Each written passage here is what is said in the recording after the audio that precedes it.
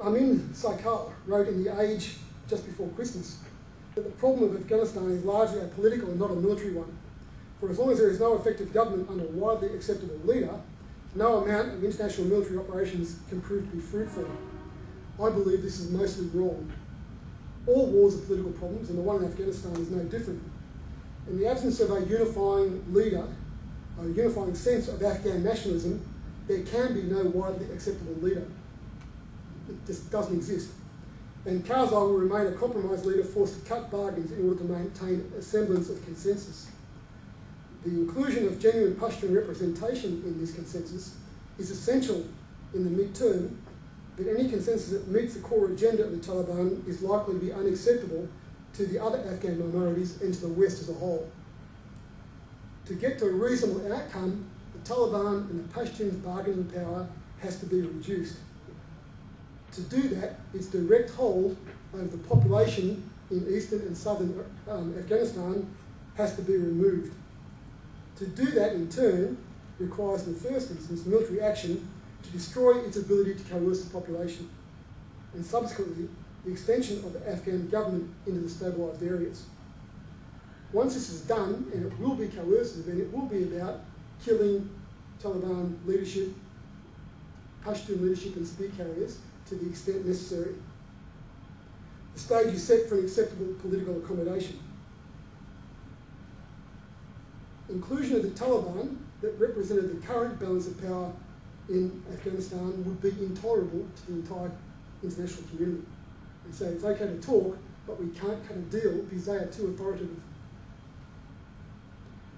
Just on that point, can you identify the moderate Taliban that Obama's going to talk to? Think Taliban, think moderate. That's difficult. I think you're saying moderate Taliban are those that are willing to talk to us about a deal. But if the deal says, okay, no women go to school, women's places in the home or in the grave, there is no toleration for other ethnic majorities having a political voice, there is no toleration for other than the most fundamentalist form of Sunni Islam, that's Taliban. The moderate ones are willing to do a deal to get that in, and the not moderate ones just want to shoot their way to that in. I just don't think that we can. I don't think we can cut a tolerable deal with Taliban. So you're basically saying that Obama's talking through his head. Well, I think we can probably find. As I said, the Pashtun nation is not necessarily a monolith, and it might be possible to deal with Pashtunistan and the tribes that comprise Pashtunistan and cut a deal with them. Because I'm not sure that, because they are so parochial, I'm not sure they will have the same Afghan-wide political agenda that maybe the Taliban have. So maybe you can deal with Pashtuns, but not with the Taliban. That's been done already In some places, yeah. in some places. Yeah. Yeah. You keep using the phrase heart and mind, culture. Given that a culture is only a reflection, expression of a fundamental philosophical system, unless you change the philosophical system, you never change the heart. Sure.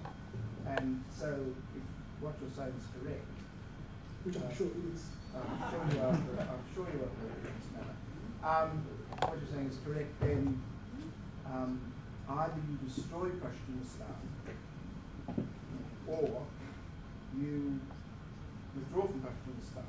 They're the only two options you have. So we either allow the creation of the state of Pashtunistan, which its borders would be problematic, or you do destroy. All those borders are problematic. They have been for hundreds of years. Destroy or disarm. And do you want to change the heart?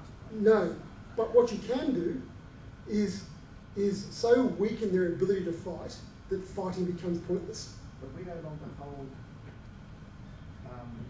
sufficiently to our own philosophical base to be willing to do that. In other words, we've got to terrify them to the point where they're not going to stand up against us. Yeah, and it sounds dreadful, but the reality is that leaders, spear carriers are plentiful, leaders are scarce. Unless you take Jerusalem in steer of Greek blood, you won't be. No, but you may. I think Clausewitz said that in war, the conclusion is never final. So what we're trying to do is not get to Jerusalem. What we're trying to do is finish this war.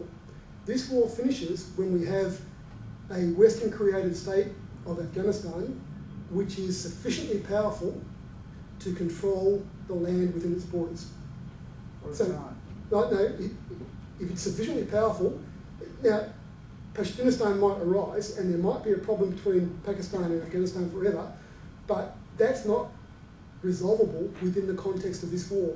This war finishes when we have an Afghanistan which is strong enough to control its borders and the land between them.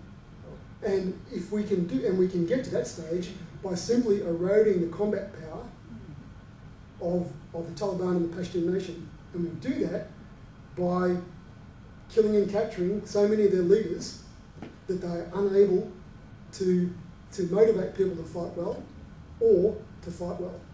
So long as those who pay the pay packet are willing to do that. Yes. And that's the weakness. Yes. And the weakness is not the one level in Afghanistan.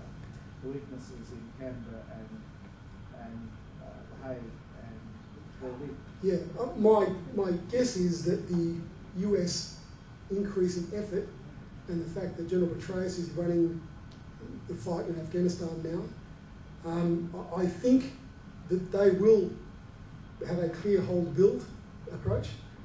It will be substantially different because there are a bunch of important differences between Afghanistan and Iraq. But I think they will be going down to write down the military power of Pashtuns as quickly as they can, and therefore set the conditions for the extension of Afghan power. And that is, you don't have to completely destroy them, you just have to make them less strong than Afghanistan. Well, it's important that we don't commit the error of applying inappropriate metaphors to the problem of Afghanistan. Iraq here would be such a metaphor. Iraq's Sunnis saw themselves as Iraqis first, and one of the weaknesses that eventually led to AQI's defeat was its foreignness and the consequent affront it posed to Iraqi nationalism. And most of the resistance we faced was caused by our affront to Iraqi nationalism. That nationalism does not appear in Afghanistan. There is Pashtun nationalism, and there are warlords who have grown up in the absence of a sense of Afghan nationalism. Therefore, the same approach needs to be taken to rescue the Pashtun community from the Taliban. It was taken to rescue the Shia community from Jam, and that is to weaken the leadership to such an extent that they can no longer lead. Once that's achieved, the stage is set for the gradual extension of government authority and the eventual political accommodation that must follow. But we first have to redress the imbalance of power. Now, tonight I've argued for a much more direct attack on Taliban and the armed parts of Pashtunistan, and argued against the hearts and minds approach. I have to qualify it and say, doing good deeds is still doing good deeds, and making the lives of people better is a good thing. So we should be happy with that. However, we should not confuse that with winning this war. Oh, thank you.